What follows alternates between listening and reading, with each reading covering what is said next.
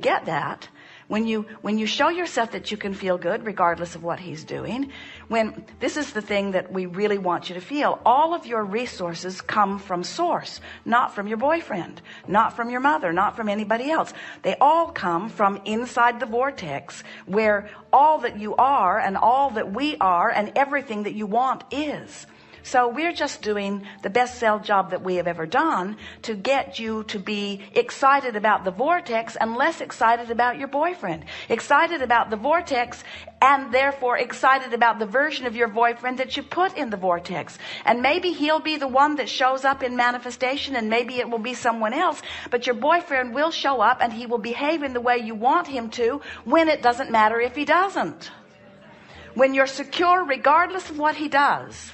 You see, when you're secure anyway, as long as your security is dependent upon another, you're insecure. So what you want to say is, that's great. I can see you doing that. And it really thrills me to think about your life working for you in the way that it does. Nothing makes me happier than to know that you're thriving. I really want that for you. I want that for me too. Isn't it fun to know of all the wonderful future things that are coming for us?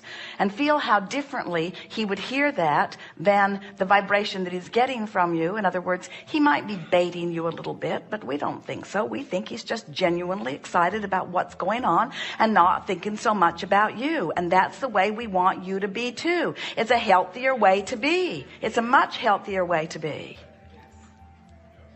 And if you want someone, so that's what we were saying earlier. You can't have it both ways. You can't be dependent and independent at the same time. Our friend said, I am afraid that if I focus myself into a perfect relationship, my husband will go away. And we say, if you focus yourself into a perfect relationship, everything that you want will come to you.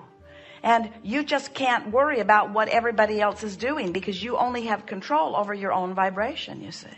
So the last piece around that is, I've also heard you say you must do something when you're inspired, not motivated. Well, from inside the vortex, your behavior is inspired. And from outside the vortex, your behavior is motivated. So from inside the vortex, the inspiration will come. But in order to really get that, people challenge us with that frequently. And we say, you got to get in the vortex and own it. You got to get in the vortex and become familiar with it. You've got to get in the vortex and know what being in the vortex feels like. You got to get in the vortex and more consistently be in the vortex than not in the vortex. And once you hang around in there significantly and chronically, and the inspiration begins to flow, you'll feel it.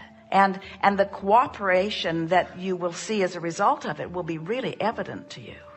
Esther will say from time to time, I'm going to get in the vortex. And it's usually her pronouncement that she knows she's not in there. And her statement of intention to be in there. And then she takes such satisfaction in releasing resistance and moving in there and hanging around in there. It's a triumphant feeling. And from that inside the vortex position, you begin to feel independently invincible. Is her confidence and self-confidence and independence, is it a threat to her relationship with Jerry? No, it's an enhancement of it. He wants nothing more than her tuned in, tapped in, turned on. It's the best gift that you can give to anyone in your life, to be enlivened and full of the energy that creates worlds, you see. But there are a lot of people that have practiced, and in fact, almost everyone, a form of neediness for a time. You just, it's the thing that bothers you the most, that you're not upset that he has plans that may or may not include you. That's not what's upsetting you. What's upsetting you is you're not in your vortex and it doesn't feel good. Right. Something that he That's said, right. something that he That's said. right. And so think about it. So he said something that amplified your misunderstanding that your good flows through him. And since in that moment there was no indication that it was flowing, you felt insecure. If you had been chronically in your vortex, worse. It wouldn't have made you feel insecure. You'd have said, good for you. I want that for you. I can't wait for my millions to flow too. Sometimes we'll put our millions together and we'll go do something really fun together. But meanwhile, isn't it delicious to be independently thriving? Nothing is more incredibly wonderful than two clear-minded people coming together and having a clear-minded conversation. Much better than somebody being clear and somebody being confused, and the confused one depending on the clear one for clarity. Nothing is more delicious than two really powerful, thriving people coming together in any co-creation. That's so much more exhilarating than one needing the other. So Esther saw something on television the other day. It was the old relationship mantra that said, do opposites attract? And she yelled, hell no. That's old school. In other words, we need balance. I'll be needy and you be a giver. I'll be a taker and you be a giver, and then we'll get along well. And Esther said, not. That's vibrational discord. There's no harmony in that. In other words, nothing is more exhilarating than two aligned people coming together and co-creating. And nothing is more miserable than two not aligned people coming together and co-creating. And it's almost as bad if one is and one isn't, you see. Except if you're the one who is, you don't notice the one who isn't. That's key. So if I'm in my vortex and I'm feeling good no matter what the hell happens anywhere else in the world, those who aren't a match will fall away? They will fall away, but or can they I will push them away? But why? When you're in the vortex, you see, when you're in the vortex, you don't care. When you're in the vortex, you're not judging. When you're in the vortex, you're seeing them through the eyes of source. When you're in the vortex, you're extracting the value from the relationship. When you're in the vortex, you appreciate what they inspire within you, you see. It's only out of the vortex that you feel dependent. We can't just get hooked into the vortex so we don't pop out? You can, but then you'll be dead like us. Which just means you'll have no resistant vibration, so it's easy to stay here. But you'll be right back, because the fun is in the sifting and in the asking and in the aligning. You see, you make it sound like a struggle. And this last comment that you made, the last comment that you made is sort of representative of what you're feeling and what we are amplifying back to you. And that is that I'm not in the vortex and I want to be is a very different vantage point than I am in the vortex and I can maintain it. In other words, we want you to, our effort as we are discussing here today is to assist you in realizing that this vortex is an easy thing to accomplish. You just have to practice it. And the thing that we really want you to hear is that once you get in there and then you maintain it as long as you can. In other words, get in there and read one of these books from inside the vortex. Get in there and look through a deck of cards from inside the vortex, so that you practice the vibration of alignment from inside the vortex. It will give you much greater stability inside the vortex. So as you do that, then when you pop out, it doesn't freak you out, because you know how to get right back in. In other words, that trust that you were talking about is trust in yourself to focus, really. That's all that it is. And as you stay in the vortex, are you like that car that goes 100 miles an hour and hits a tree when you pop out? You've used that example before. Maybe, but what you really are, you're like that car that's going 100 miles an hour in an environment that's going 100 miles an hour, and you're having the time of your life. And if you pop out, your ability to get, once you have got your, that is an excellent question. Once you get your speed moving at that rate, the popping out is much less frequent. But you're right, you really don't like it when you do pop out. No, a year ago I popped out, I hit a tree, a hard tree. Well, and that's an out of the vortex focus wheel that you're doing. In other words, we hear the struggle that you feel in all of this. We're just wanting you to trust us when we say, as you get in there and stay in there, it's easier to get in there and stay in there.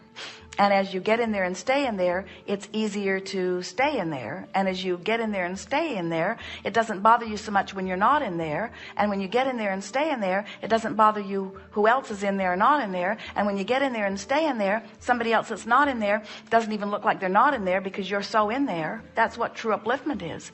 In other words, you're taking back your own power. And from in there, so now let's say you're in the vortex and your boyfriend says that to you on the telephone. And you take a little hit from it and it kind of knocks you out of your vortex for just a moment. And then you say, oh, whoa, you won't believe what just happened to me. Here I am all cocky, believing that I'm tuned in, tapped in, turned on, believing that I've got the world by the tail, believing that I have all of the resources that are necessary for me to feel good. And that statement that you made just made me feel insecure. I'm not going to allow that to happen again, because I do not want my happiness to be dependent on anything you say or anything you do. So I'll call you back in an hour after I'm back in the vortex. Then you hang up and you get back in the vortex. Then you call him again. Now you Can have I another. just not call him again?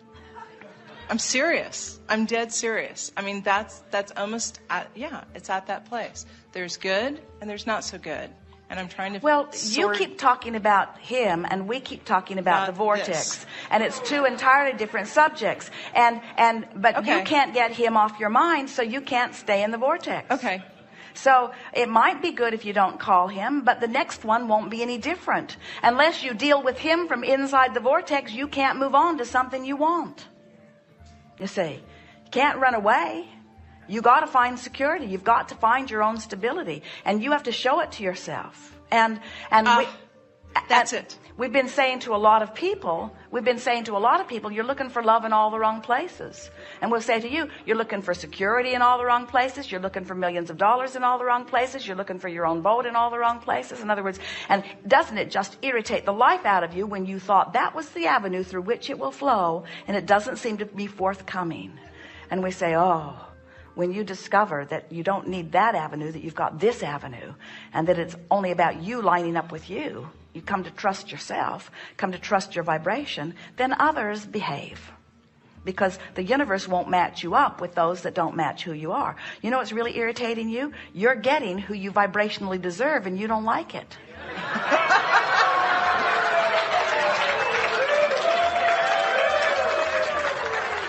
Because what you want So to, I want to because, shift my dial. Because I want a 95.7 FM. Because what you want to be, and when you are a vibrational match to what's in your vortex, then the universe will bring you what matches you then, and you'll like it. So what's coming is always your indicator of what you're doing vibrationally. And isn't it wonderful? Don't you just want to call him and say, thanks for pointing out what I'm doing vibrationally. I didn't know until you were so rotten. I thought I was tuned into the best until you became the worst, and now I realize I'm tuned into the worst. I got some work to do. Don't call me. But don't make it about him. Make it about you. Showing it to yourself, you'll naturally see it in the vortex. When you The get security piece. when you get in there and feel it, all the indicators will confirm it.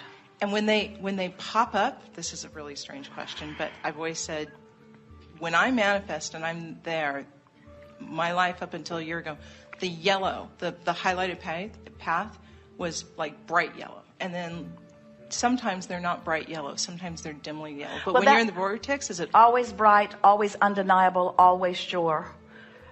You say, I don't care what you think, this is what I'm doing. You just know it. You're great. We agree. You're awesome. You are as well. And when I talk to you, we have our own Abraham. So when I'm on the plane and I'm going in my meditation, I'm saying Abraham, it's all the same, yes? When you are in your vortex, you have access to the same infinite intelligence that we have and that we are, yes. In other words, the separation, no one needs Esther in this format. And really, when you think about it, if you're out of the vortex and Esther is expressing in a way that you can hear it with your physical ears what we know, you still don't hear it. In other words, you got to be in the vicinity for anything we say to make sense even through your ears. And when you're in the vortex, you don't need Esther. Because we can hear it. Because you're where your solutions are. You're where your answers are. Life is showing it to you. Words don't teach. The best we can do here with words is confirm what you already know, or aggravate you when you're in a place of not knowing.